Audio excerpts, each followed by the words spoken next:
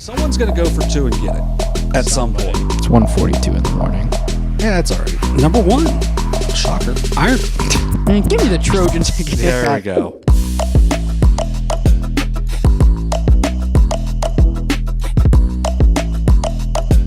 Welcome into Overtime, presented by Perfection One. Dewey Dailey along with John Bruce for today's show, episode 42, but the second one this year. I think we'll be able to get to 40 again this upcoming year. I know we're only doing one a week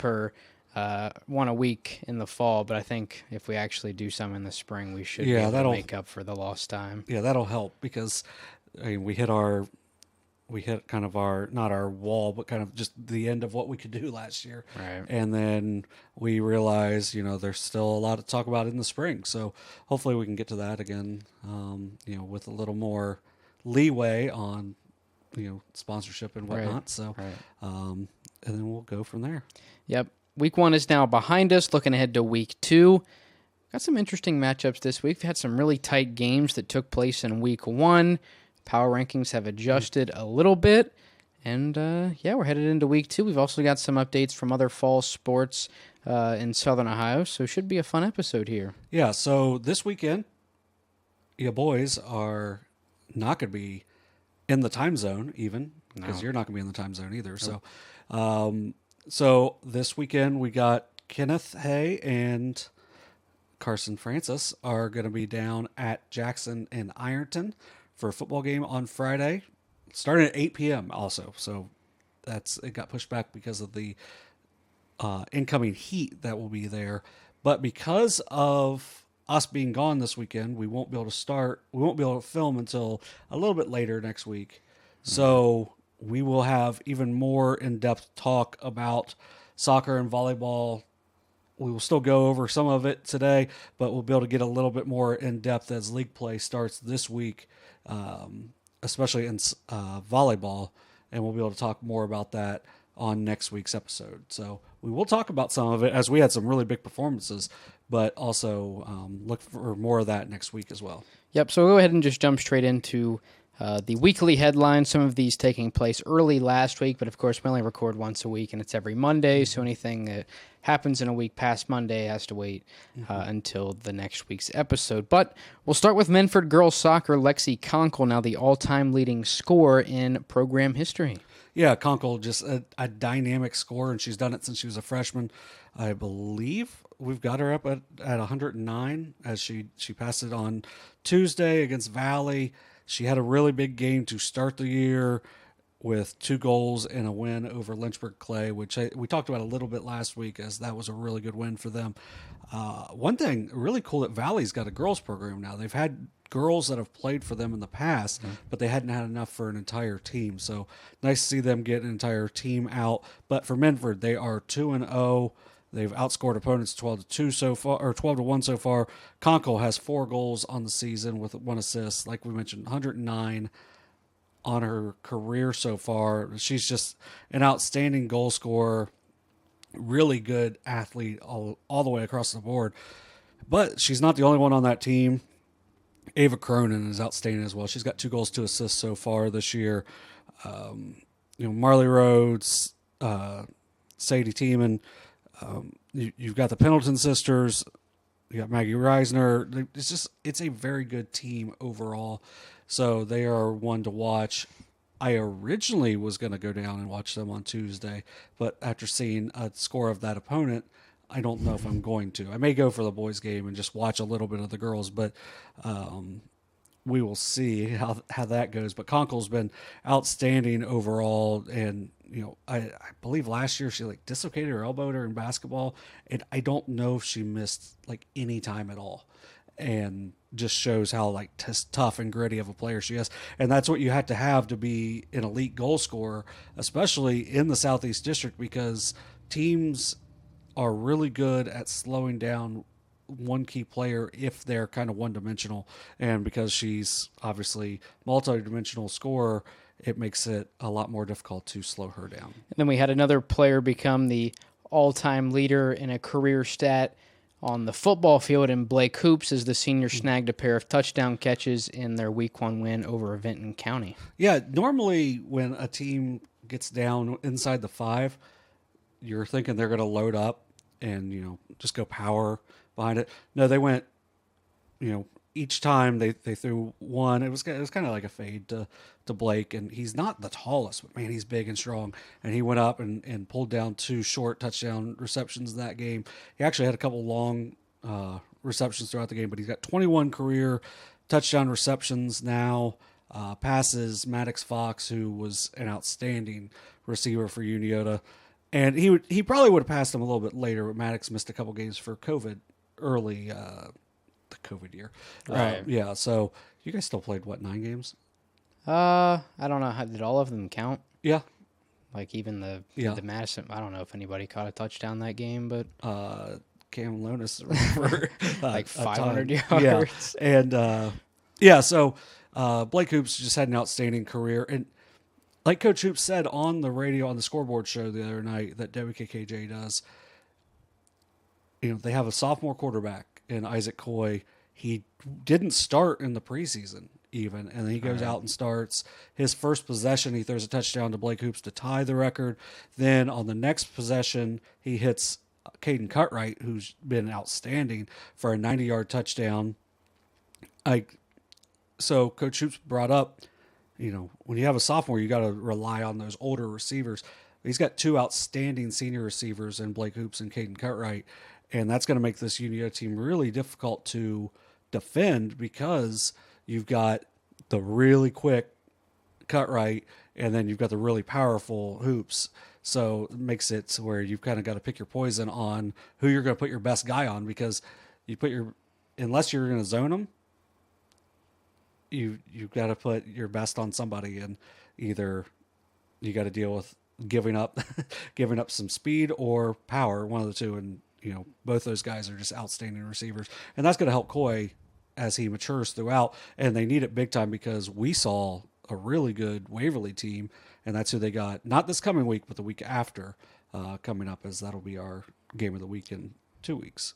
I probably figure that'll be the FMB game of the week as well. But another thing about Blake is that the dude's been playing since he was a freshman, so I think that's one thing that Maddox didn't really get a chance to do, because most of the time freshmen skilled guys don't get to play a lot. Yeah, he played a little, but I think was Jamarcus there?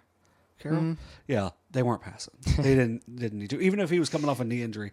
Like Jamarcus Carroll had like 1,300 yards in 5.5 games as a junior before getting hurt. Well, no, his freshman year Jamarcus wasn't there. Oh, he wasn't? No, that was my senior year. Oh. Did you think me in? Oh wait, no, his freshman year. Yeah. Come on, dude. I know I'm getting old, but I remember a little bit of stuff on like timing. But yeah, so Maddox Fox was outstanding. He went to Ashland. I believe he's running track down at Shawnee State now. But yeah, Blake, he's going to have a chance to go play at the next level somewhere, and he'll make somebody happy with just his competitive drive and everything. But yeah, really impressive win for Unioto. We're not going to go really into super detail on it, but 45-8 over Vinton County, as last year was a 21-20 game down at Vinton County. And I think we thought that Unioto would win, but I don't think we thought it would be like that. So really impressive win for them to start the season. And then not really a career milestone. I believe this record got broke like 4 times last year. That's where I would say it's almost a milestone. It might be like a career record for the amount of times a single record has been broke, especially in like a 2-year span. But Christian Thompson has once again broken the single match kill record. I think this time she demolished This is going to be really hard to catch. Yeah, I think before it was like 30. Yeah, it was like 32 and then 34 and then 36 or something. Well, this time she had 44 in a 5-set win over Zane Trace. Once again, the new school record for kills in a game. And we can talk about that, but we can also talk about Payton Reimer. When somebody gets 44 kills and you figure there are a couple other players that get their own sprinkled in there, somebody has to be dishing out the ball, and clearly it was Reimer. As she also set a school record, however, for assists in a single match with 62 assists. That's insane. That's so many. And, for me, Zane Trace lost pretty quickly to Logan Elm earlier in the week. And to me, this shows that Zane Trace must be pretty Yeah, solid. I was when I saw it went to 5, I was a little surprised. Mm-hmm. I mean, I figured, not to go down on Zane Trace, but I kind of figured that would be a 3, at most 4 set match. But they hung in there and took it to 5. Yeah, so that was, with Christian Thompson, she's going to play in the MAC for a reason. Like big, athletic, powerful, just anything you want to use to describe her. That's her. Like she's outstanding, and if she's got a setter or a ball handler like Payton Reimer that's able to find her consistently, that just makes their offense even better. And like when I saw them before, I thought they looked pretty good just overall as a team last year when I saw them in the tournament. But that's just going to make them really dangerous. You want to hear the scoring? Yes. So ZT actually won the first set, 26-24. And then Fairfield Union 25-21, Fairfield Union 25-15, Zane Trace 25-22, and then Fairfield Union 15-12. So when you lose 2 sets and you score 24 and 23, like they literally scored 3 less. Well, I guess not 3 less because if you can't score the max in every set, but they scored 2 less than what the max amount of points are in one match. Yeah, because you could score 25 twice and 15 twice and then 24 twice, and they were 2 away from that in the second set. So just it was, if you like offense in volleyball, that was the match for you. Yeah, their attack is crazy. Big matchup on Tuesday, which I feel like let me look on our overall schedule for Tuesday. We don't have anyone there. For which one? Tuesday is, I want to make sure I identify where it's at because I think I might have just found what I'm doing tomorrow. Yeah. Yeah. I don't know. I already went there last week, but 3-0 Logan Elm at 5-0 Fairfield Union on Tuesday night. How about that? What a way to start your league off where you've got just 2 really good teams immediately playing each other early in the season.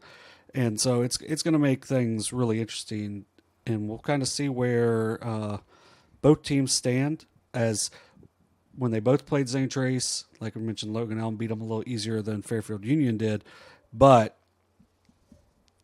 if you got Christian Thompson, I think that probably wouldn't have been a bad one to stream. But no, she's 7.1 kills per set. Yeah, her team averages 12.5. Like, I know that you're gonna go there. You're gonna go towards her on that, but like her hit percentage is 0.57. Like that's insane compared to like what you normally see on there. And then Payton Reimer, she's averaging 10 assists per set. Already 130 assists, only 3 ball handling errors. Like this is a really good team and very senior heavy, but that one should be a fun match on Tuesday. Yeah, and those are our headlines for the week. We have a couple other, one more big milestone and some more soccer news coming up towards the end of the show. But now we'll talk about some Week 1 football. We have some recaps now. We didn't have recaps last week, but now we do. And we have 3 games we're going to talk about. 2 of them we streamed, and one of them was our First National Bank game of the week. So we'll start with last Thursday, Portsmouth Valley, 59-29 a season ago. This year, not only a lot closer, but about half, maybe about the quarter of the scoring. Yeah. As Portsmouth wins for, I think, the 8th time in a row. But it's Valley scored more than the total last year. Yeah, and they lost by 30. Yeah, 15-12, Trojans win. Second half was quite the show. I don't know if we had 2 safeties last year, and we had 2 safeties in our first 2 games. I know. Yeah. And only one of them was intentional. Yes. So yeah, one was bad. Yeah, one was bad. But yeah, there was some. It was an interesting game. As Portsmouth scored on their first possession. Was it their first? Yeah, I couldn't remember. Yeah, if it was their first or the second. It was a quick. It was a 10-play, 54-yard drive after a quick 3 and out by, and I think it was. I can't think of his name. I don't know. We got this. I got the stats pulled up from Valley and Portsmouth. So, yeah, so Valley goes down and scores. Like, you were speechless on that drive. That was. Yeah. That was a rough start to the season. Yeah, when our thing went down for a little bit. And it was about the whole first quarter. Yeah, but, Chase Highland was able to score, I believe it was a 23-yard run, 26-yard run. And he went around edge. It was a really nice run. Goes out, scores, gives them an early lead. They actually went for 2. Yeah, I was going to say they went up 8-0. Yeah, and they ran a trick play, Cam Williams hit Trevin Brooks for 2, and it was a really nice play. So they go up 8-0. Next possession, Valley responds really well, and then Jalen Bender hits a 23-yard field goal, makes it 8-3, which that score stood for quite some time. Ends up going that until the third. 17-yard touchdown run by Chase Highland again, and they end up just going for 1 that time. They go up 15-3. Seems like they've got the game well in hand, but Valley, Anthony Aaron, with his only run of the game, made a couple. No, he looked good. He looked really good. Probably made 3 or 4 people miss. Broke a couple tackles on it. About as much as you could do on a 10-yard touchdown run. I was gonna say, I don't know.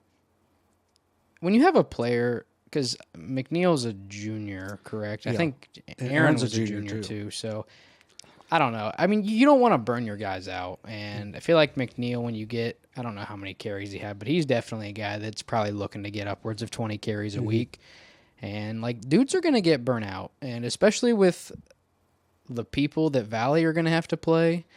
I mean, I think Piketon's one of the teams left in their non-league, but then you're going to have to play Waverly and Wheelersburg every year. Now, I think... Oh, it's awful. Well, I was going to say... Have you looked at their schedule?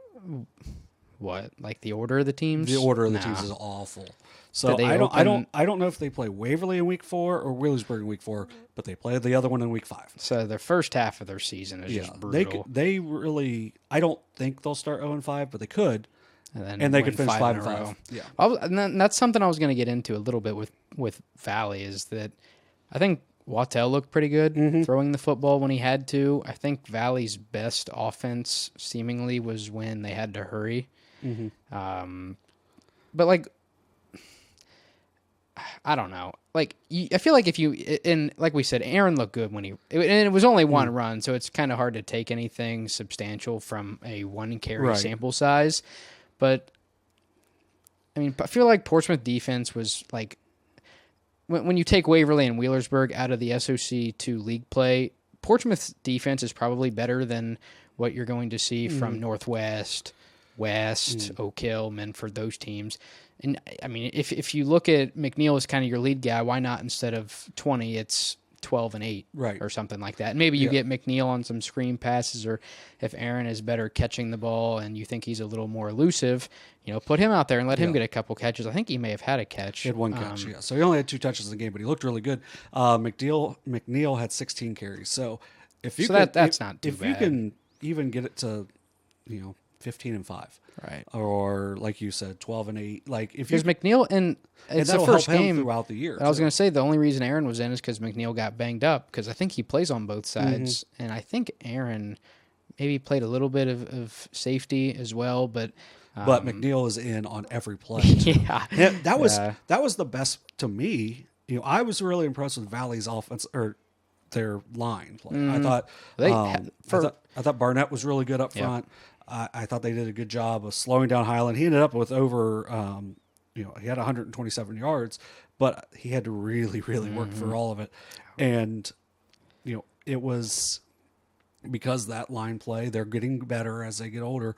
But if you watch that game anytime, until late, because there's a couple different cats from Portsmouth that made big plays late, but McNeil and Highland, the bell cows for each team, were also making big hits on each other in the backfield. It was really fun to watch those two really compete.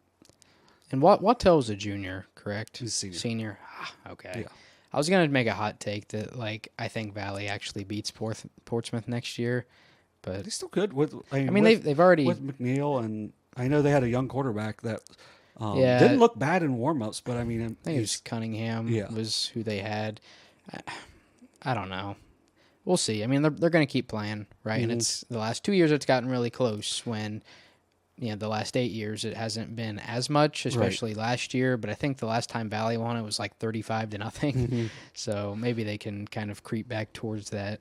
Yeah. So next year, and to finish the scoring, JT Williams intentionally took a safety, and it looked like it was really smart at the time. And then Aiden Wattell returned the ensuing kickoff like 55 yards down to the 15, where Valley maybe got a little too conservative and they kept losing yardage. And they tried for a 46-yard field goal as time was running out. So called timeout with a second left. It didn't really matter how much time was left because it was one play.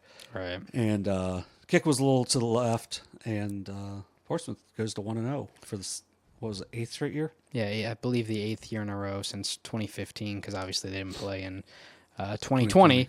We'll talk about Portsmouth a little later on in the show, but for Valley, I do not remember who they play next week. So Colgrove. Or Dawson Bright. Colgrove. Yeah, because just thinking about the gym. And Colgrove, another team with a very talented running back. I think his name's Connor Murphy or something Murphy. It's something Murphy for sure, but We'll just go with Murphy. yeah, but I mean, with what Highland did this year, a far cry from what he did to Valley last year, right? He had like 250 for 4 touchdowns. Yeah, so. they did. I thought they did a good job with him. They really controlled the tempo of the game. They had the ball. They had a 4th down.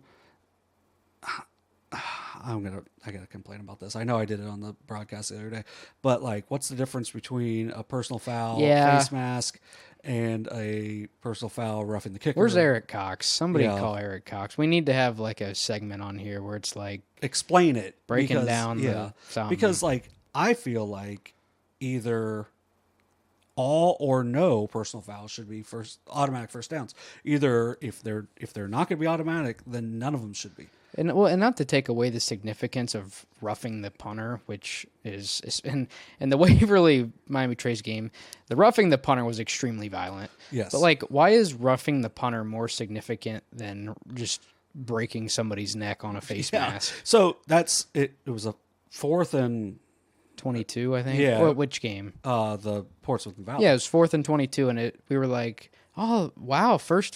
I mean, that just because that would have changed the game ultimately because it was on that last drive. Yeah, instead they get to a 4th and 5, and they don't get it. Yeah, they don't get it. So it ends up being huge on that because then the game was over the next night on the roughing the punter, which I mean, if one of them is going to be, I feel like both of them should be yeah, especially because like you're not going to intentionally face mask someone. No, like you're not going to really intentionally rough the punter. I mean, if it is, then call it unsportsmanlike, toss the person if they're going to do it completely on purpose. But in that on that 4th down, I don't remember if it was Fernando Paxis or Kingston Littlefield made the play. I think it was Littlefield. As I say, because they both made huge plays at the linebacker position for Portsmouth on the day. Paxis had a couple carries too. Yeah, maybe 1 or 2. Out of the fullback spot. He only had one. It was Alex McKenzie was the one that had who had 3 for 38. Yeah, they picked something up. Huh? Said change of pace guy, just slam it right up there and see what happens. Yeah, so I was impressed with both teams. I think, we obviously think Portsmouth's going to be pretty strong as we talked about them for. I have changed my power rankings a little bit. Yeah, but and my favorability in the OVC after week 1, But yeah, I think Valley's got a chance. The next 2 weeks are really key for them because I don't think they're there to beat Waverly or Wheelersburg yet, but I could see them taking care of business the last 5 weeks. So it'd be nice for them to get a win or two going into week 4 and 5 when things get really tough. And then we already talked about it a little bit. The next night, Waverly at Miami Trace. Panthers with their first, it's 4-game series now. Was a 3-game last year. Miami Trace won to get their first win over the Tigers in the stretch. Waverly answers right back 28-22 the following season. 28-23. It was 28-23? Yeah. No. Yes. They didn't miss an extra point. The only thing Miami Trace could kick was extra points because was it 28-23? Mm-hmm. Did I have that on the broadcast? I don't know, but we got it on the Just a second, let me read. Waverly's quick strike offense helps Tigers get past Miami Trace, written by staff writer Derek Webb. Staff writer. Come on, Derek. Give yourself more credit than that. You edit everything. Yeah, 2023. I don't believe it. Yeah, so I'm going to go back and look now. yeah, make sure you got it muted. But Oh, I got to watch an ad to watch our own video. nice. But yeah, that game started off, I did it. It was 28-23. I don't know why I thought it was 28-22. because you're a silly goose. Anyway, yep, 28-23.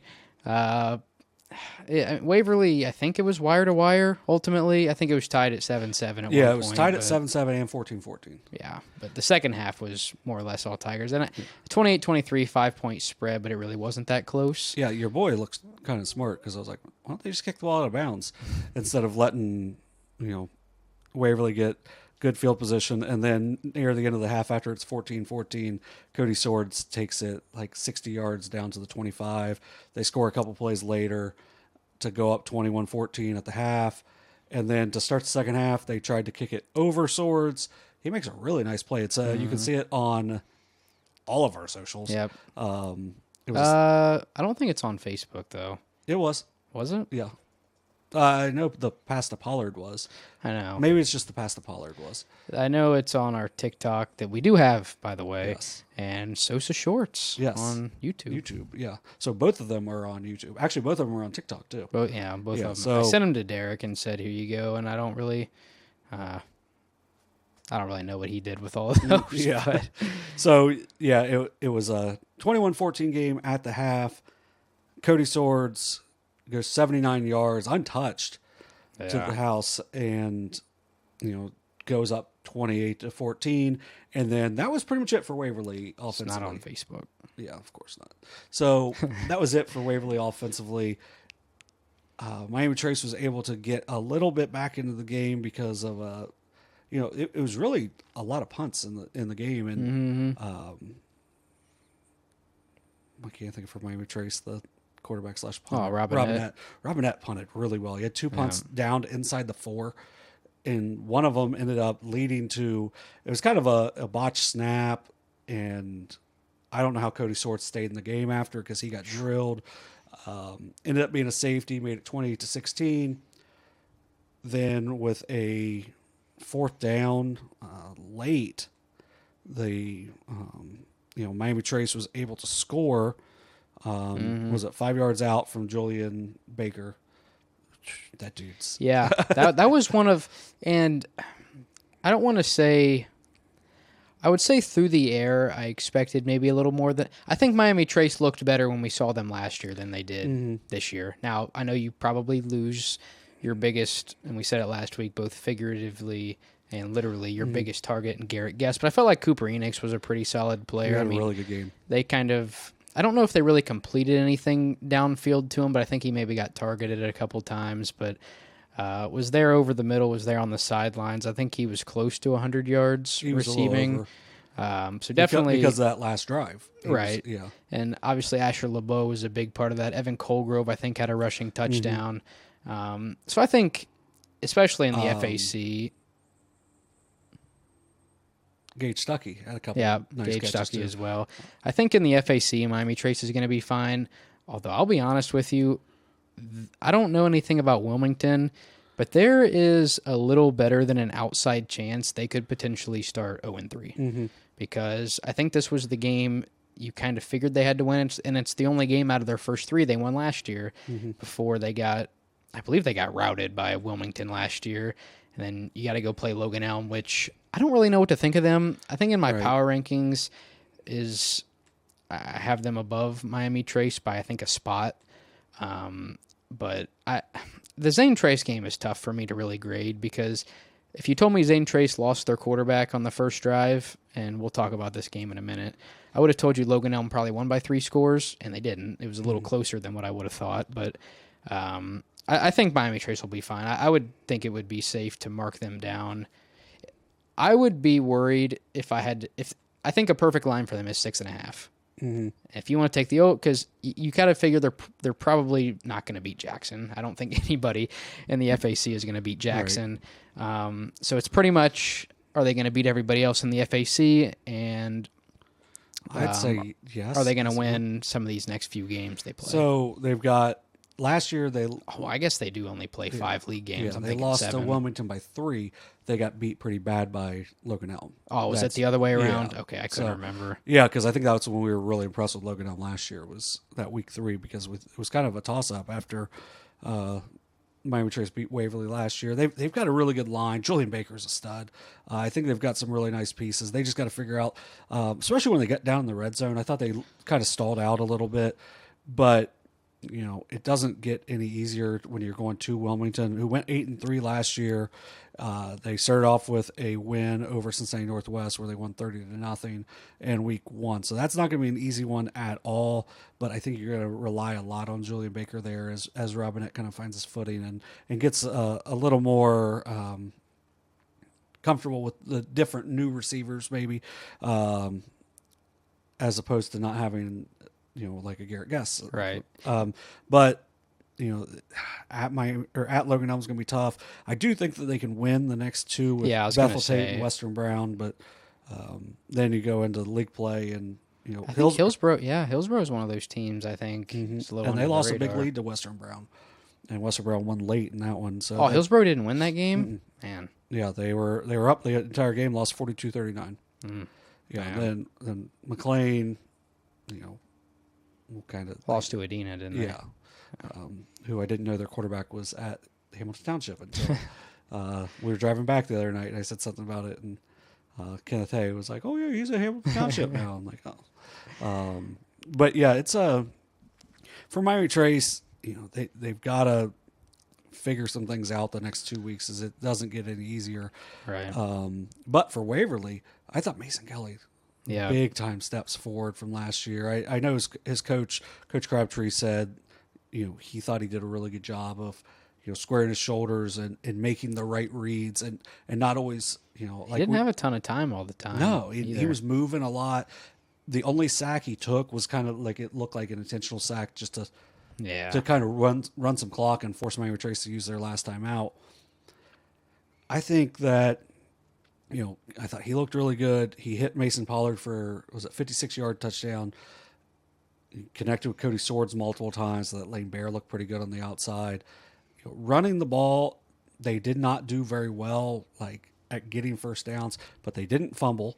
That's true. And they were able to run a lot of clock. So they relied on their defense, and Hunter Hawk was awesome. Mm-hmm. I thought he was really good. Hez Nelson made a couple of really nice plays in the passing game that I thought. Sawyer Myers had a touchdown catch. And I think he had a sack or a TFL too. He originally recovered that fumble to start the game, and then they called it something. They didn't really whistle it or anything. We had some bad officials in week 1. There was one play that, and I could maybe throw a clip on here. I'll let you decide if I should. But it was that 4th down with Julian Baker, and he needed to get to the 40-yard line, and it looked like he was about 1.5 yards or 2 yards short, and they gave it to him. Now, I don't think they ended up scoring on that drive anyway, but Yeah, he at best got to the 39. And he may have, when he was on the ground, may have reached it out, but I don't know. It was not. it was depending on which side of the field it was on. Either way, the official on our side, if the ball was 1 yard to his left, and then the other official was 1 yard on his left on the other side. So on that one, Baker was towards the far side, so he got the extra yard. So because there was another play early where it was we didn't think it was a first down, and they gave him a first down by 1.5 yards. I was like, this is crazy. Yeah. But yeah, it was a really good game. And as we talked about with the roughing, the punter late, there's a little over a minute left. They're going to have to go pretty far, although the punting game for Waverly wasn't great, so they may have been able to field it, but they still needed a score. So I understand going after it with no timeouts. But it ends up being a roughing the punter, which was the right call. I mean, it's pretty obvious. You could tell they talked about it for a long time too. I think it was kind of trying to figure out, A, is it automatic first down, which apparently it is because Miami Trace didn't argue it, and B, hey, are we sure this is roughing? Right. Which I mean, that was good officiating for sure. All right, we'll move on to our final recap. What? Did I even look at you? Yeah. No. Oh no, I was going to mention it, but like we're going to talk about Zane Trace here. Yeah. So we can just kind of short talk about Zane Trace and Waverly. Yeah. Final recap for us from week 1. Logan Elm 33 at Zane Trace 27. Yeah, and that was a game where Logan Elm got ahead 27-6, and Zane Trace, they put it like changed up their offense a little bit. We're going to be more reliant on getting quick passes out with Gunnar McCullough, and then on their second possession, he gets hurt. Yeah. And so until the fourth quarter, they didn't throw a pass.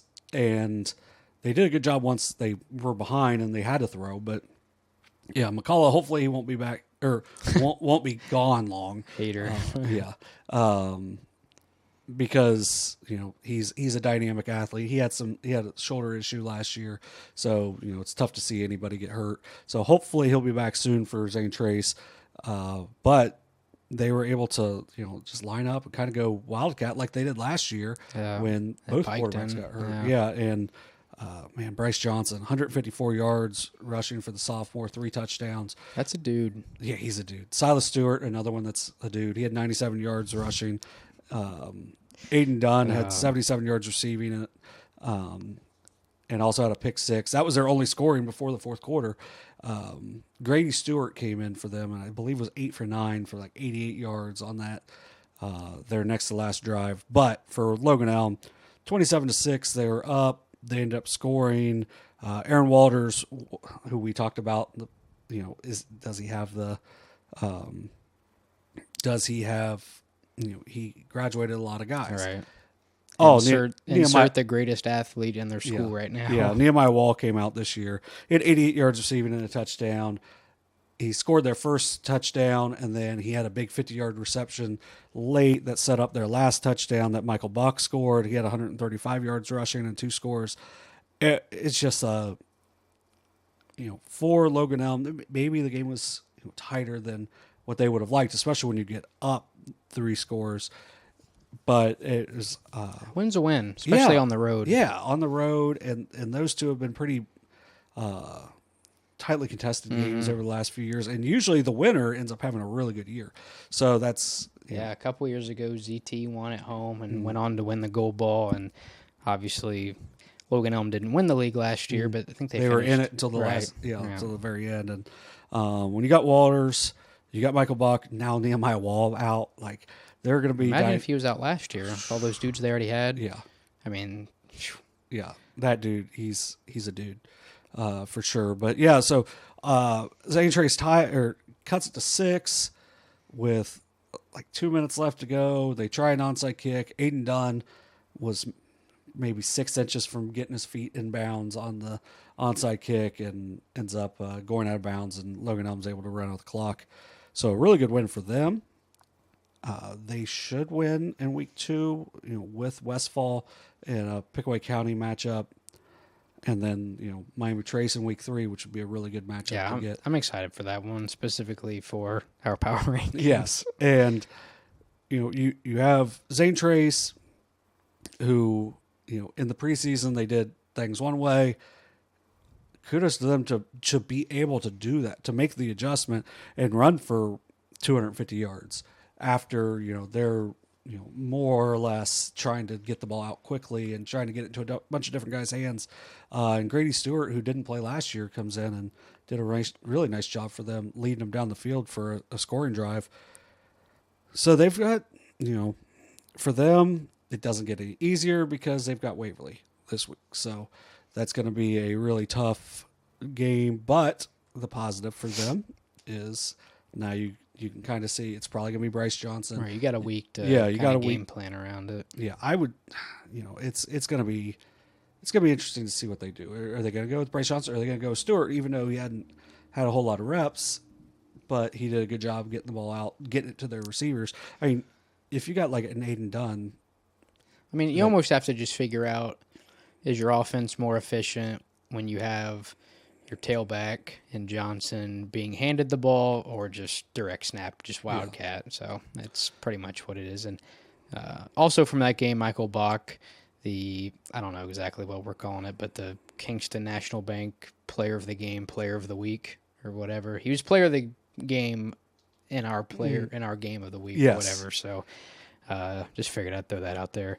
That's always a good thing. Yeah, not a bad idea. I was wondering why it was like, we couldn't figure out exactly why it was a one-on-one interview, but that made sense later. Yeah. So shout out to our Carson Francis for getting down there and doing that game after making the drive up to Valley the night before. All right, we'll move on. And I forgot to mention in the episode, I probably should have, there are always timestamps down below to just jump ahead to the different topics we talk about. And we're getting ready to kick off with another one here.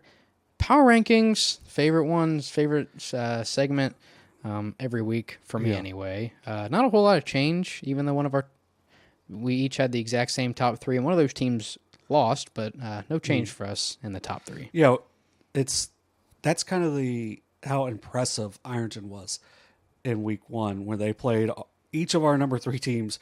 They won by 30, and we just don't even talk about it. Like Wheelersburg, I'm a little worried about. Because last year, what was it, like 17-14 or something? It was close. It was a one-score game, and I feel like Wheelersburg. I don't know much about Archbishop McNicholas, but I know they're pretty solid most of the time. Like Wheelersburg could potentially start 0-3 because they play Jackson week 3. I think they'll beat Northwest. Northwest. Then they got Valley. Then they got Harvest Prep, who just beat one of the Pickeringtons. That's what I'm saying. Yeah. So it's now the positive. They've got a week to get ready before Waverly, and really, no offense to the other teams in the league besides really Waverly. I at least thought West, but man, Fairland really put it on them. So maybe Fairland's better than we thought, but at the same time, I feel like their non-league schedule for Wheelersburg is to get them ready for, a postseason run, which they typically make at least a solid run. But man, it's not very easy this year. I mean, Archbishop McNicholas, they lost 18-16 to Steubenville at Steubenville, and the Big Red are always super tough at home. So that's that's going to be a really tough matchup. You got to go to. It's not Jimmy John's, is it? What? No, it's what's the other sub place? Jersey Mike's? No, the other one. Jimmy John's, Subway. There's one more. It's not Charlie's, but it's Charlie's like Charlie's. But it's Penn Station. Yes, Penn Station Field. Yeah, Penn Station Field. That's where they got to go this week when they take on Archbishop McNicholas. So. That place is called Penn Station Field? Yeah, the Penn Station owner went to McNicholas. Well, hopefully they got new turf put in, because that stuff was a joke when I played there. Yeah, that was 4 years ago. That was awful. Yeah, that was. It was like somebody took a zero turn and mowed the turf, because there were just like loose pieces of turf, like not the pellets, like the actual green, grass stuff. I was surprised with how bad it was. It was rough. But McNicholas, they were pretty solid. Interesting into that game. But yeah, it was. Parents are fun. So you can go ahead and just rip off your rest of your top. I've got 10. Ironton number 1. 37-7 win over Wheelersburg last week. Super impressive. Anytime you can win a rivalry game in that way. I had Jackson. They stayed number 2 for me. They had a pretty easy win over former SEOAL rival Logan. COL. Yeah, it might still be. They're still in the same league. They're the only 2 in the league. They were the last 2 in the league. So Jackson and Logan. Yeah. Number 3, I still have Wheelersburg. But like you said, it's going to be tough for them. Like if they lose this week, it's going to be really tough. I would have to move them out, even though I probably think they're better than Waverly. But it's power ranking, so it's based off of what you do and who you beat and whatnot. So my number 4 jumping up is Waverly, and then really jumping up for my number 5 spot is Fairland. Yeah, I had them jump Logan. I had Logan drop a spot. And it's nothing really. Did you? Yeah, because I had them 5th. I had Miami Trace 4th. And Waverly 6th. I may have messed up the graphic for Twitter then. What? You keep going. Hold on. I don't know. I'm not worried. I'll go look. So I had you moving Logan Elm up. No, you did have him at 5, and you moved him to 6, and I put +1 on there. So you're a silly. silly goose. Yeah. So I had Fairfield move up to 5. That win over West was just super impressive. We didn't really talk about it, but they've got some really good athletes, and when you graduate really good athletes, you kind of you don't know what to expect initially, and they just really put it on West. So shout out to Fairland, really impressive in week 1. I had Logan Elm drop down to 6th. There were parts to that, which was kind of, they got off to that comfortable lead, and they're playing a Zane Trace team that had just lost their quarterback, and then Zane Trace still had a chance late in the game, which is the only reason why I dropped them down a spot, but it's not really, they have a chance to get back real quick off of that. My number 7 team, I have Miami Trace. I can't drop them out too much. Just I thought really highly of them in the preseason, but it's going to get really tough here in week 2. Unioto impressed me. They jumped from out of the rankings up to 8th. I wasn't sure what to expect. Who was going to be the quarterback? How was the quarterback going to handle things? And then they score on the first possession, and then just kind of don't slow down from there. Portsmouth, I have at number 9. I like the Trojans. I think with Chase Highland, they're in really good shape. I think the Williams brothers, I think if they can use Cam Williams a little more creatively, I think that's going to make that offense really hard to stop. And then my number 10 team this week, I have Payton Valley. No movement on them up or down, but they forced a ton of turnovers against Blanchester, and were able to get a big road win to start the year. Yep. So we now have the exact same top 4. As I didn't move Wheelersburg out quite yet because I think Ironton is just that good. Mm-hmm. Jackson still in the 2 after beating Logan. I already had Waverly in the 4, so I'm going to pat myself on the back a little bit for that one. I had them 1 slot ahead of Miami Trace, who got bumped down a little bit for me as well, who we also both have in the same spot. I actually jumped Logan Elm up a spot. It moved them from 6 to 5, and they're ahead of teams that I think they've just kind of been better than. I think, well, I don't know. We'll finish out the top 10, and then we can kind of talk about it. I had Unioto at 7 last week. I bumped them up to 6 simply because there were a lot of concerns about. I didn't send you the graphics. You actually don't know what my top 10 are yet. No. There's not a whole lot of surprises, but I had Unioto at 6. I think Coy looked pretty good. I know Vinton County maybe isn't quite at the same levels that they were last year, but anytime you can just throw somebody in there for the first varsity game and they do that, they could be doing that on air and it would still look pretty good, especially for a kid that's 15 or 16 years old and getting his first look in week 1. I dropped Miami Trace down 2 spots, so I wasn't quite as harsh as you were. You dropped them down 3, but either way, they still ended up in the 7 spot. I know there was some talk preseason that Miami Trace looked really good against Unioto in a scrimmage, but I think that was maybe before Coy was thrown into the quarterback spot, so I kind of took that into consideration as well. Fairland was not in my power rankings last week. They're now in the 8 spot, so anytime we bump somebody out of not being ranked, so for Fairland, they're an 8, so I'm just going to pretend they were in the 11 spot, so I just put +3. So for you had Unioto out up to 8, so I put them as +3 as well. I actually dropped Payton Valley down 1. Not really anything on their part. I know they won. I still have them 1 higher than you, as our 9 and 10 are flipped. But I just, like I said, they didn't do anything to really deserve to get bumped down 1. I think other teams just did more that warranted them getting moved up. And then I didn't move Portsmouth. They didn't. I don't know if maybe I expected them to be better or Valley not to be quite as good. But either way, I still think they're a top 10 team, even though I think Valley definitely would have, if there was a spread for that game, I think Valley definitely would have covered it. And I think we all would have lost money because I think we all would have taken the over as well. I would have taken the over. That game went especially on the first drive. yeah, that game probably went about 20 or 30 points, probably 3 or 4 scores under what everybody would have predicted it being. But yeah, I'll put the graphic up. But if you're not watching, Ironton, Jackson, Wheelersburg, Waverly, Logan Elm, Unioto, Miami Trace, Fairfield, Payton Valley, and Portsmouth. I was impressed with Fairfield as well. I cannot remember who they had at quarterback off the top of my head, but he had like 3 touchdown passes. I could look it up real quick. But he had 3 touchdown passes, and it's kind of the same thing. I don't remember what grade he was in, but it's kind of the same thing with like the Coy kid from Unioto, to where anytime you can toss somebody in there in their first plays under center and they throw for 3 touchdowns, I think that's pretty impressive. Ethan Wall was the quarterback for them. He's a good pitcher. Good pitcher. Yeah. And I know Keegan Smith had a touchdown catch as well. Austin did the article, and it doesn't look like there's any, like there's not a box score or anything, but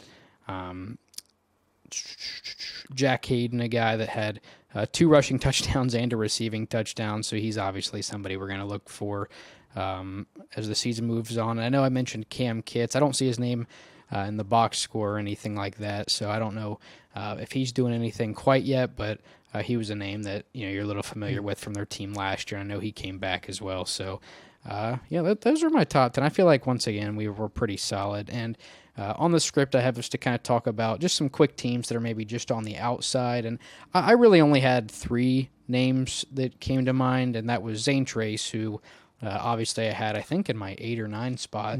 I think it was actually my 8 spot. I can't remember.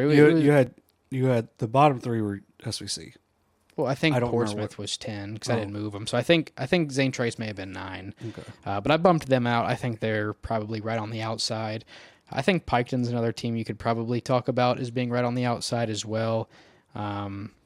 See, my thing with Piketon was the defense. Yeah. And then they pitch a shutout against Northwest. I know Northwest lost some talent from last year, but still, like, from everything I read and saw about that game, it was really Northwest only had 1 chance to score, and that was early in the game.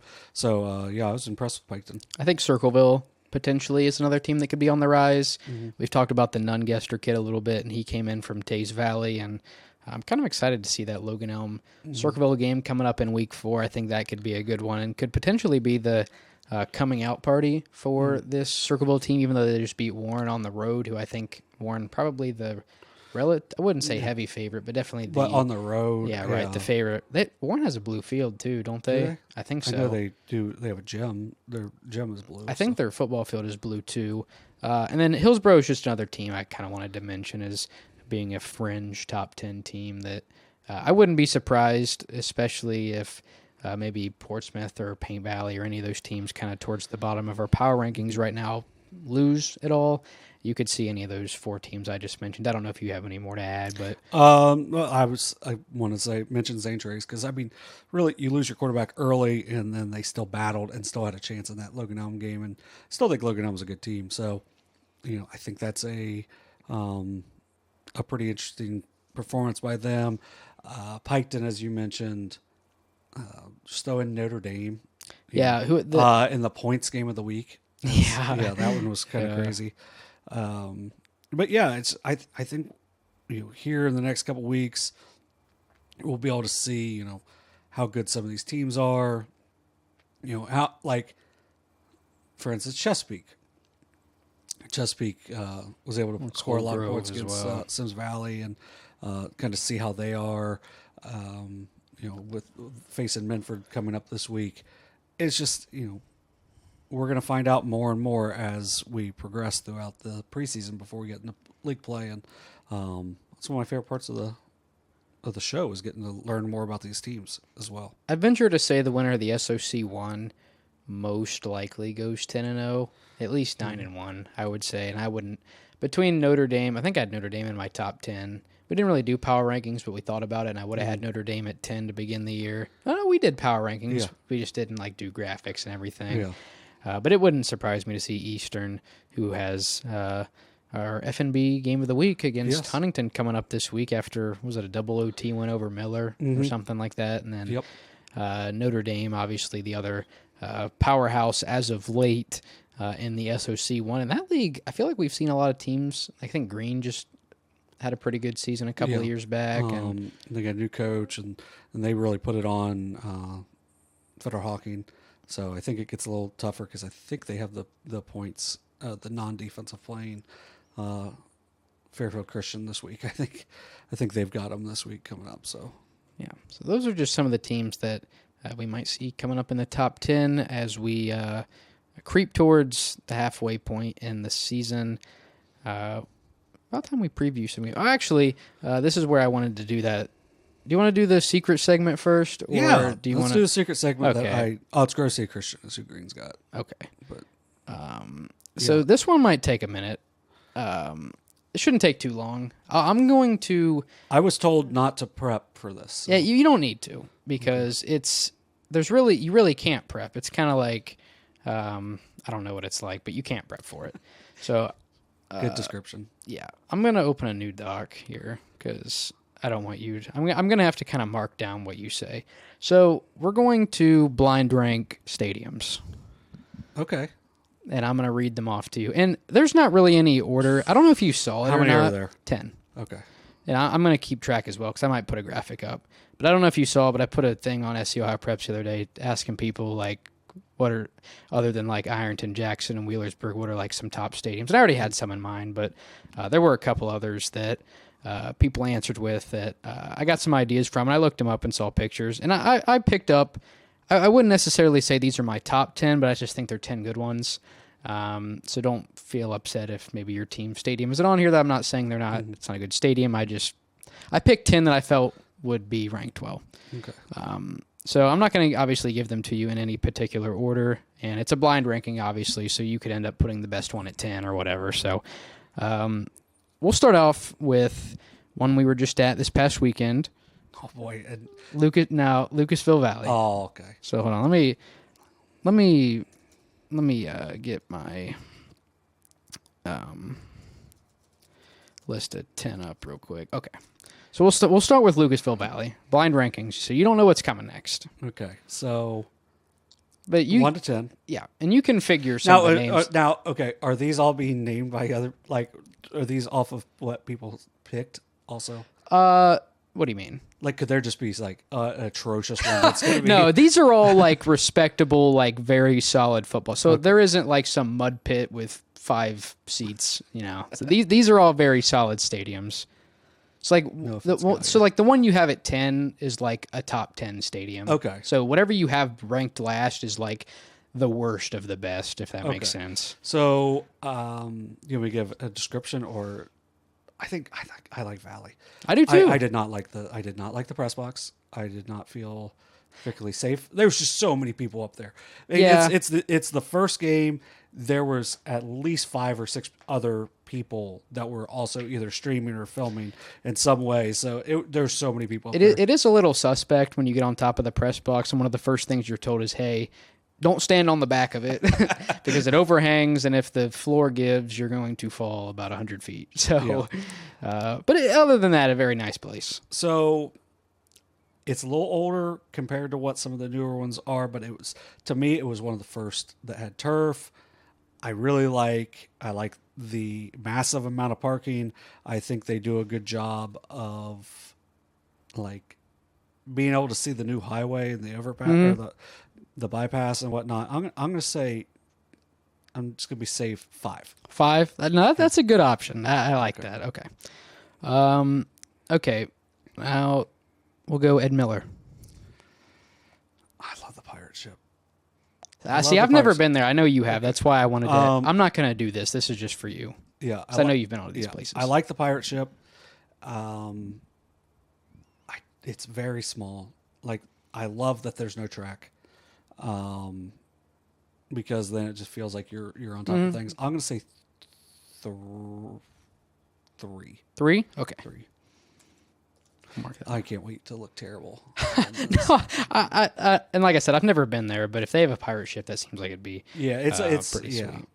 Now, I asked you about this one before we started. Talk about Rock Hill. See, You've seen pictures though. Yeah, let me pull up real quick. Because I saw some pictures and I thought it looked pretty sweet. Well, that's a different place completely.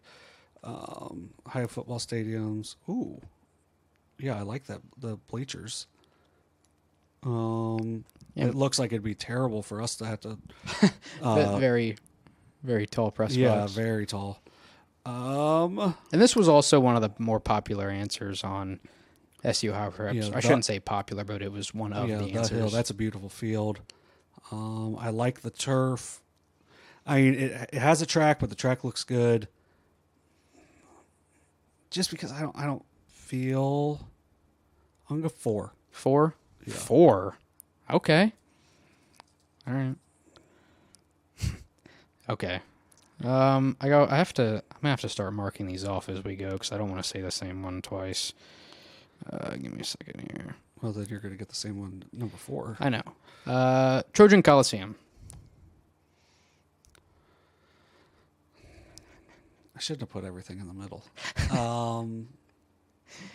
I mean, I like the views. I don't like the parking.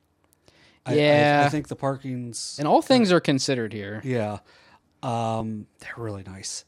I like the people there. Mm-hmm. Press box is nice. I like the field house setup. That's the thing I really like about Valley, too.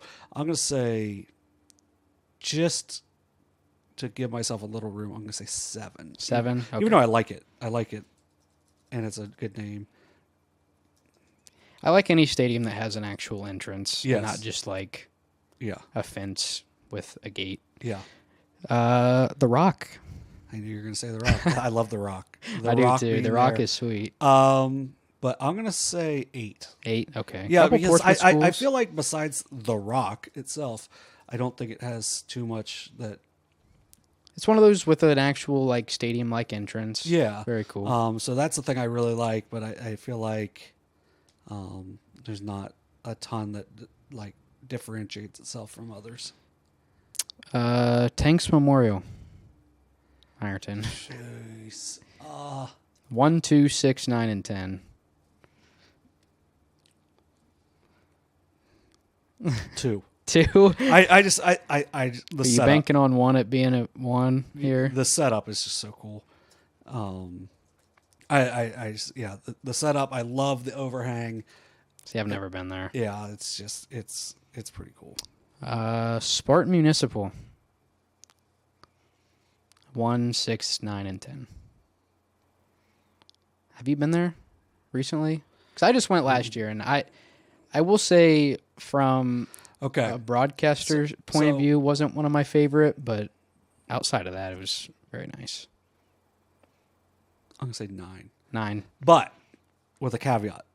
9, but it's probably gonna Pre-Shawnee State renovation. Shawnee State renovations. Yeah. I probably would have had it. Well, it's hard to say for me because it's blind rankings. This isn't what you would rank them 1 through 10. Right. But I'm gonna feel bad about 10. the historic. Okay, we'll just go ahead and. It's historic. It's really cool. It's but it's just gonna get better. Paint Valley. 6. Another 6. Okay. Yeah, but another popular answer on. There's a couple things on that. The press box is very tall. Very tall. I don't like it. I don't like who getting works up in the to press it. box? I think the bleachers aren't very good. What did I rank it? 6. Okay. But if you get there and you can get there in time to see like the sun setting, I don't know if there's a better like venue to look at than what the Painted Valley has. Yeah, that was one of the big things a lot of people said was the turf's nice and the backdrop is one of one. They've got a nice scoreboard. It's ran by Adrian Salomon. Or I don't know if he does that, but he plays music. He does music. Yeah, our guy Adrian. Yeah, it's a really good field. All right, so you got 1 and 10 left. Yeah, Unioto. Just because I think I know what the last one is, I'm going to go with 10. Okay. Now, I will give Unioto credit. The lines are straight. That was one of the biggest issues. Was the lines looked awful. The press box is decent. The bleachers are better. If it rains, you don't want to be on those bleachers. The track is super nice. Mm-hmm. Like it's really Isn't nice. It purple now? It's got in different areas. It's got purple. I like the tunnel when you park across the street, which I never park across the street. But if you park across the street and you come in through the tunnel, that's a pretty cool entrance.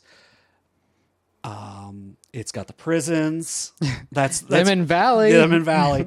Have the prisons. Yep. I think the grass. It's got to be one of the best grass fields in the area. A lot of people said Minford had maybe the stadium wasn't great, but the grass was nice. Yeah. So, well, I know their soccer field has the same grass. Yeah. So, the Bermuda it looks really good. Now, if you get to Unioto in like early October November or whatever, like once it gets cold, then it's kind of sketchy. But it's a really good field too. So, I mean, I know surface wise, it's really good, and it's a good field, especially for grass. Right. The last one is Bostic Field. I'm just kidding. God, it's Memorial Stadium. And Jackson. Yeah, that's one. Yeah. I think it's got maybe the parking isn't the best. Why is that? It's just not a lot. You have to pay for Oh, it. hey, I'm media, bud.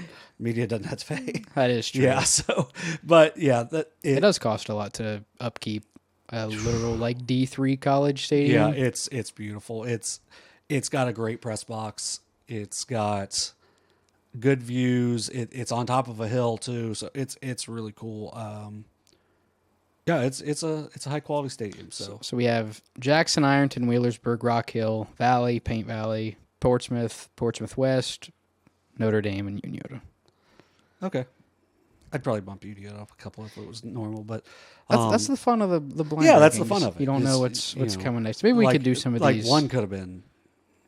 We might. One could have been real. It could have been Bostic Field. Yeah. Which, you know, I think it's better. They got new bleachers. They got new bleachers. Yeah, okay. because that was the playing surface was a little rough. I Yeah. can't lie, especially about the last third of the season. Yeah, I think they're getting some more upkeep and everything. They're getting a new baseball field and some different things out there, so they're doing better. I thought you were going to say, I thought Tony's welding Tony- and fabrication. I had that on there originally, but I flipped it out for the Rock. I didn't have Portsmouth West on there originally.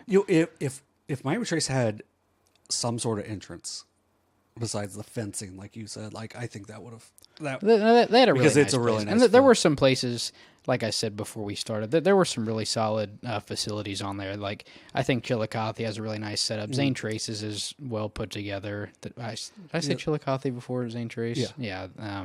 Chillicothe, they just got new turf. Yeah, which is kind of and crazy because there are all it was kinds not of very old. there are all kinds of other places that are very nice. I can't think. Northwest was pretty solid as well. Love Roy Rogers Field. Is that what it's called? I couldn't remember if they actually had it named that or not, but maybe we'll revisit that once we get into the winter. And We can could talk about do. some I mean, heck, we could do it with. teams. Well, we could do it with 10 more stadiums. We could. Yeah, I could try to find. I could rally off 10 more, but then we would be getting into the ones where you might have some not great stadium in your top three, Yeah. but. I figured that'd be a nice little change like of that. pace for us. Yeah, I'm glad I did not prep for it. Yeah, I mean, there really wasn't anything you Yeah, could because do. if I prep for it, then it's going to be like, I'll just go on my list. Yeah. All right, we can move on to the previews for week 2. Carson, if you're tuned in for this week's episode, we're about to talk about the game you'll be at, and we've got some pretty useful information on hand. So we're going to talk about Ironton at Jackson. This will be our live stream this week. Now, this game did get pushed back to 8 o'clock, so it's not starting at 7, so a little bit later. So obviously it will be ending a little bit later as well.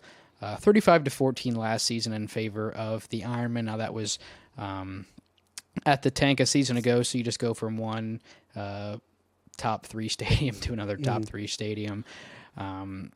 Both teams with wins in week 1. Both teams with lopsided wins in week one. Ironton a little more of a more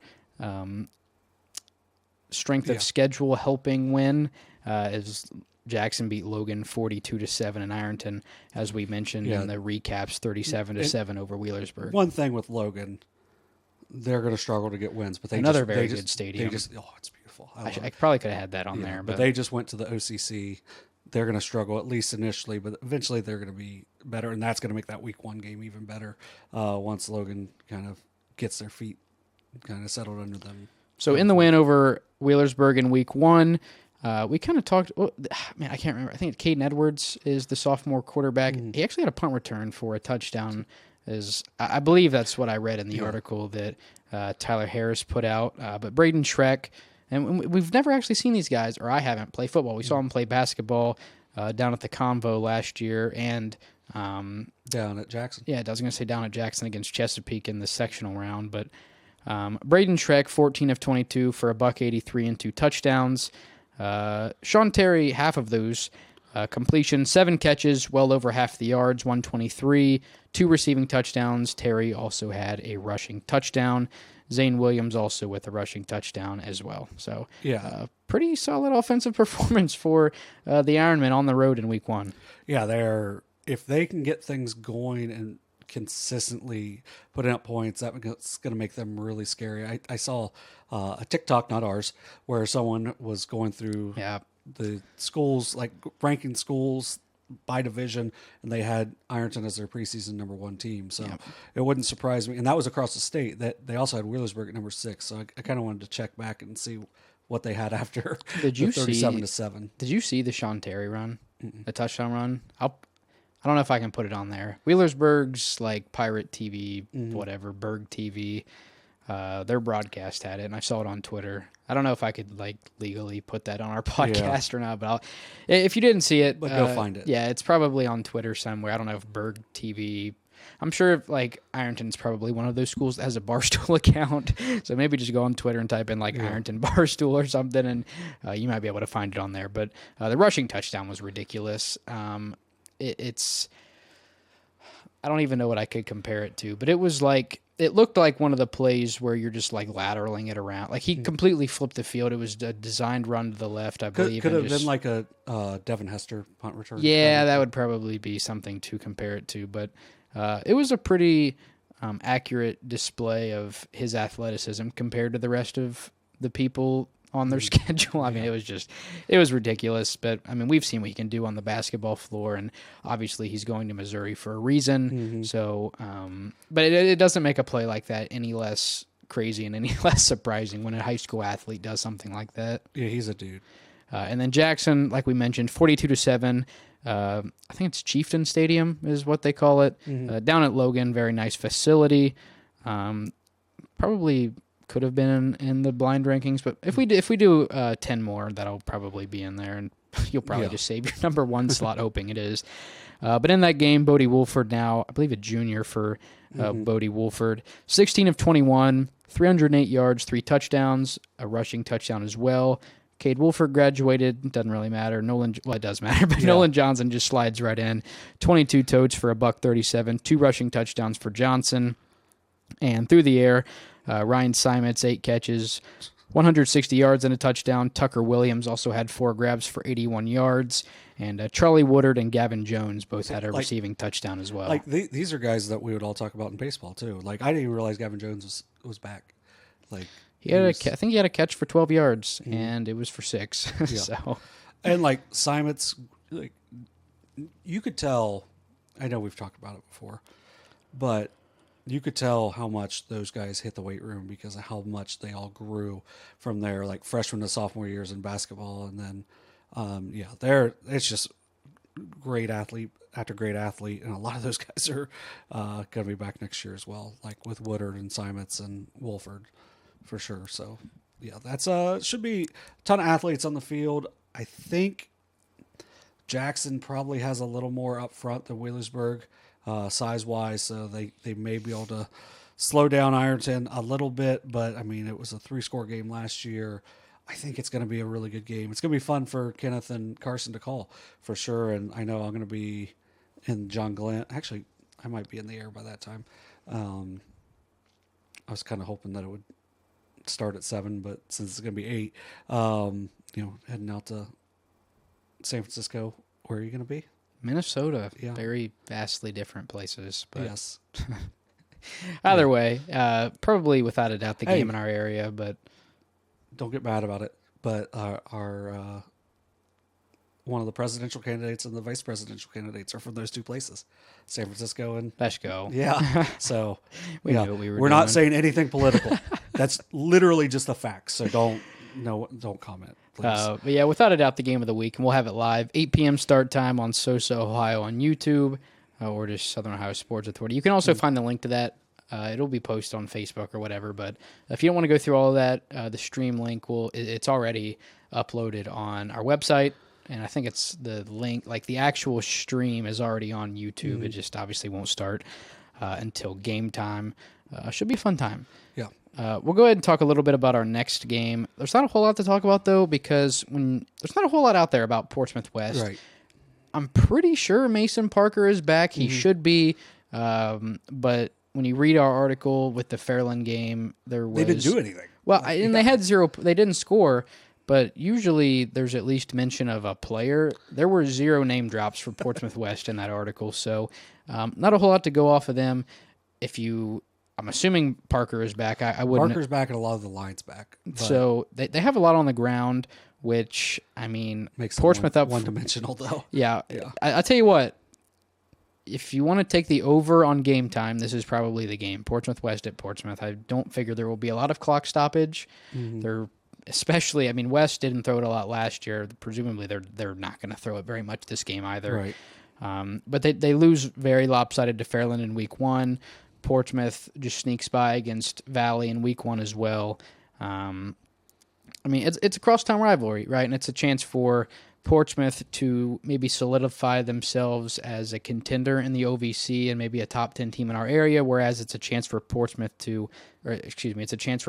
West to bounce back after week 1 and maybe re-solidify themselves as a top team. And you never know what happened in week 1. Parker could have got a little banged up, although I figure that would have maybe been significant enough to be in the article if it happened. But we'll see. And like I said, not a whole lot to go off in this game, but I'm kind of excited to see how Portsmouth compares to a team like West, especially with Todd Gilliland down there and how good West has been the last couple of years. Yeah, they're really well coached. It should be at the very least a fun rivalry matchup where there's going to be some hard hitting and a lot of balls and a lot of running. Yeah, and I think West is. I don't have the exact number in front of me, but West has won at least the last 3. I don't know how much further back than that, but they've been dominant as of late in this crosstown matchup. So be on the lookout for that one. I would assume we'd have somebody down there. I will say the week 2 slate isn't quite up to the same level as week 1 was, and especially week 3 is a pretty strong slate as well. But expect to have somebody down there. Tyler Harris? Yep, Tyler Harris. So we will have, I'm assuming there might be a photographer down there as well. Bailey. Yeah. So I think it's always with Tyler. I think Is she? I think they're kind of a duo. Yeah. So full coverage down there at the Trojan Coliseum for that week, or for this upcoming week. So we'll have an article and everything for that. So we'll have firsthand coverage on what happens down there. Yeah, and then our First National Bank game of the week, which will have our own Derek Webb at. I think he's been at this game the last 3 years. Yeah. The Eastern Pike Eagles, because there's multiple Eastern Eagles in the Southeast District, will be traveling to Huntington to take on the Huntsmen at Merle Shoemaker Athletic Facility Complex. And I think it's got a field name too, but I'm not 100% sure. It's our First National Bank game of the week. Eastern escaped in double overtime last week against Miller. I thought maybe someone went for 2, but Miller actually missed an extra point in overtime, and then Eastern scored a touchdown and then kicked the extra point. Walk-off PAT. Yeah, walk-off PAT. Last year, Eastern won 31-14. They had a perfect regular season a year ago.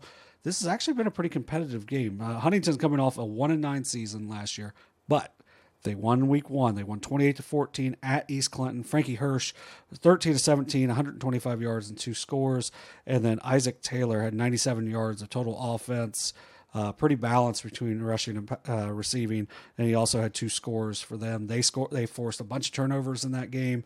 It was a team that beat them last year. So for Huntington, it's good for to get things going in the right direction, and they would love to move to 2-0, and I think they've got an excellent chance to do so in this game because you have a young coach, passionate to the area, and we talked about won't name names, but like a school, like, oh, if this coach leaves, they need to get like go, you just got to go find someone like someone with a lot of experience and whatnot. You don't always want to get people that are from the area. Right. Huntington is a place you want to get people from the area because they understand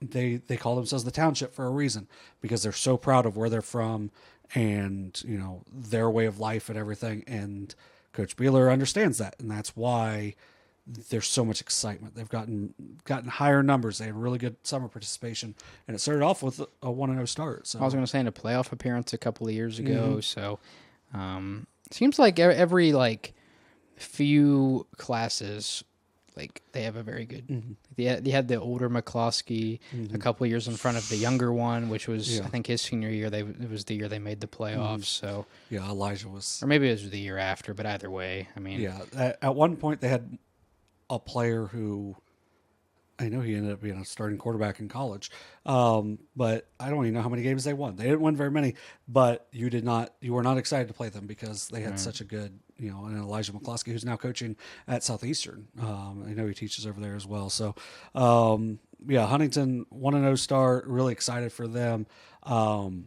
As the SVC sort of guy, I won't say guy because I think it's still Shane.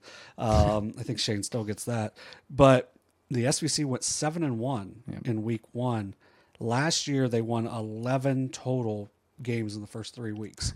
So they've got an excellent chance to surpass that, which would be great because they still got 3 teams in the playoffs last year, but that would be big to get 4 teams. And they had a team that actually won 7 games. They had four got in last year because I forgot Westfall did also. So, yeah, so... so you had Payton that had won a bunch of games and didn't get in. So it's big for the league if you can stack wins in the preseason, no matter who they're against. You just got to keep getting wins, and that was big for them. So I'm excited to follow that game. Also, I think maybe the games aren't as dynamic this week as in week 1, but I think we've got a really exciting week 2 as well. Then we'll go ahead and wrap up this week's show with some soccer updates. I'll go ahead and let you talk about this first one a little bit. You were, I believe, firsthand on these games. So Unioto versus Fairfield Union girls soccer is always very competitive. It was not this week. I was up there, and the Fairfield Union scored early, and then they scored, and then they scored, and then they scored, and then they kind of stopped scoring for a bit. Unioto wasn't able to do anything. And I don't know how good or bad Unioto is at this point. But Fairfield Union is 3-0. They've outscored their outsourced. It always fixes to that. Like, why does it autocorrect that? Outscored their opponents 16-0 so far through 3 games. Kyla Gasser, 5 goals, 3 assists. Rachel Worthman, 6 goals. Here's maybe the craziest stat of all of them, though. They played 3 games. That's 240 minutes. Macy Martindale, their goalie, has 2 saves. So theoretically, if they didn't have a goalie, they would still be 3-0. Yes. Yeah.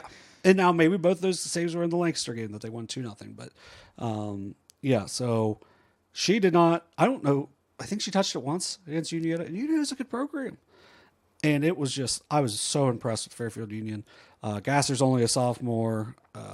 Martindale's only a junior. I know they've got a nice senior class, but it just feels like every year it's the same thing over and over again. And they're definitely going to be a heavy favorite to get back to the regionals. Once again, now, does that mean as much this year? Or can they finally break through and get to state? Now, I say, does it mean as much because we've got 5 divisions, where if you won in Division 2 over the last few years, you really, really earned it. This week, they've got 2 league games, Liberty Union, Hamilton Township, one on Tuesday, one on Thursday. And then they travel to face a good Athens team on Saturday, which I think Carson may be going to that. He Which mentioned it. Fairfield Union at Athens. Yeah, he talked about it. Yeah. But we'll that'll be a good boys game, Athens at Fairfield Union, because they're playing at different locations. Fairfield Union, the boys, for graduating most of their team last year, still have had a good start as well, as they're off to a 2-1 start. They lost to a really good Marietta team on Saturday, but look for them to be one of the favorites to push for a district as well, even though they are very young. Yeah, so Fairfield Union really good at soccer. Yep.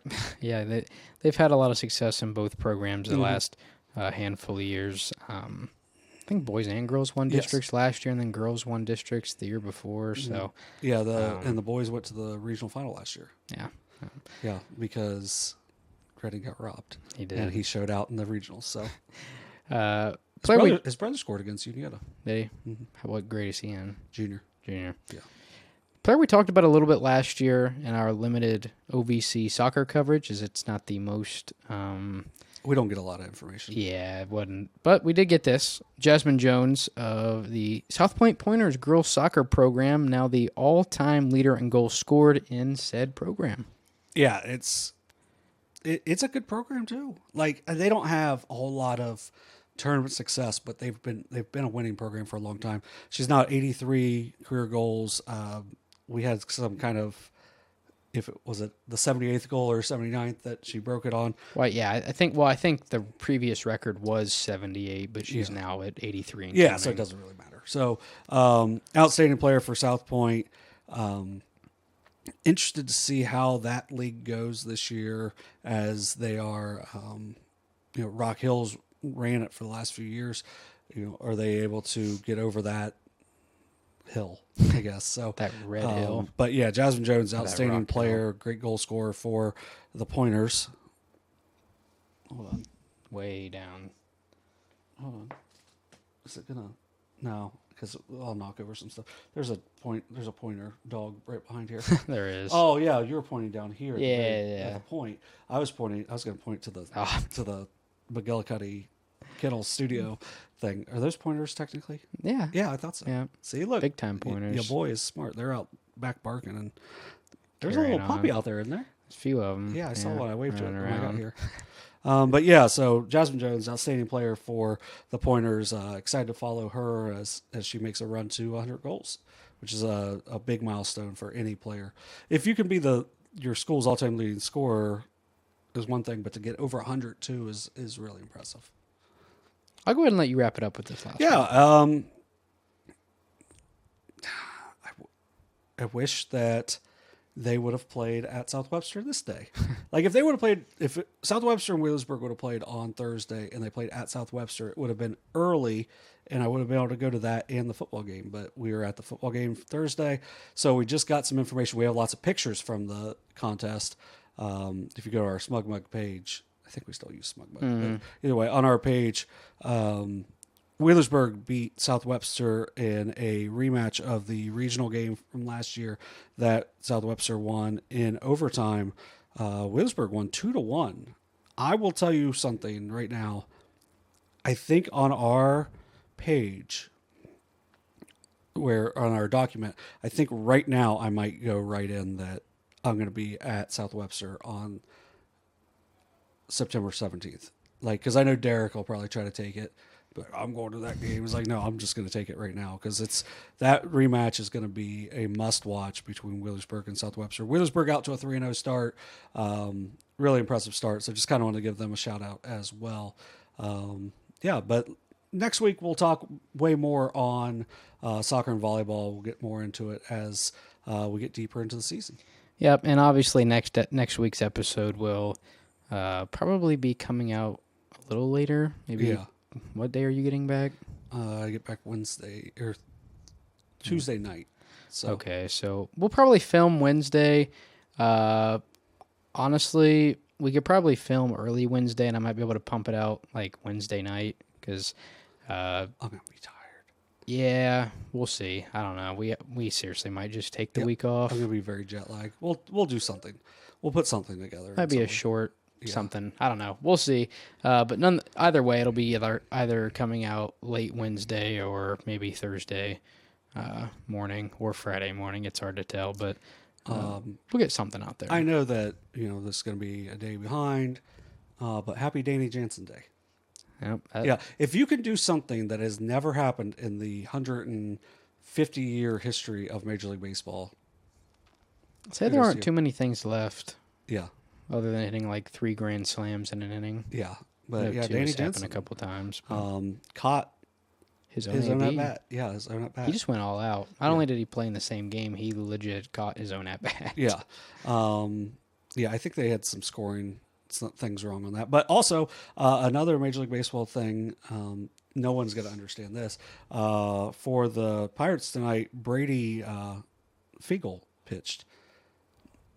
Do you understand the significance of that? Brady Fiegel? Yeah. Is he like a AAA? Is he like a first base coach or something? No. There were 2 Brady Fiegels that were both pitching in the minors. This is back in like 2019. The other one doesn't pitch anymore. Both left-handed. They look identical. They're not the same age. They had never met before. Like they played each other one night, and they just look identical. It's so weird. The spelling's different. It's a different thing. So yeah. So we finally made it to the show. Shout out any 34-year-old that makes it to the majors for the first time. It's like that dude for the Lakers. There was like a math tutor that dropped like 18 or whatever. I don't even remember his name, but I'm sure everybody. Are you thinking of Mike Penberthy? No. There's like some gray haired dude. It was the year they missed the playoffs, I think, but I don't know. They never missed the playoffs. They did that year. Never missed the playoffs. Maybe they lost in a play-in. I don't know, but all right. Well, obviously a bunch of games to get out to this week. F&B game of the week, Eastern at Huntington, but we'll be live streaming Ironton at Jackson. Should be a really good game, really nice facility. If you have a chance, get out there, add on to the outstanding atmosphere that game will provide. And if not, if it's going to be too late, maybe you got something to do Saturday morning and you want to stay inside, we'll have it on live stream on YouTube or on YouTube at sosaohio.com. Should be a really good game. Between two teams, we have it 1 and 2, and our power rankings in the area. So definitely 2 playoff teams, and even though Ironton's not in a league anymore, I think we can still consider them a league winner. Yeah, I think they're a league favorite. Their league favorite is that they're 1 of 1. Yes. But I think that'll wrap it up for, unless you have anything else to add on. No. Wheelersburg 4-0. They beat Guy Academy 2-1 tonight. So that's a good I think win. Guy was pretty solid last year as well. Guy's good. They got some good talent back. So yeah, that's a good program too. So good job, bro. All right, well that'll do it for this week's episode of SOSA Overtime, presented by Perfection One.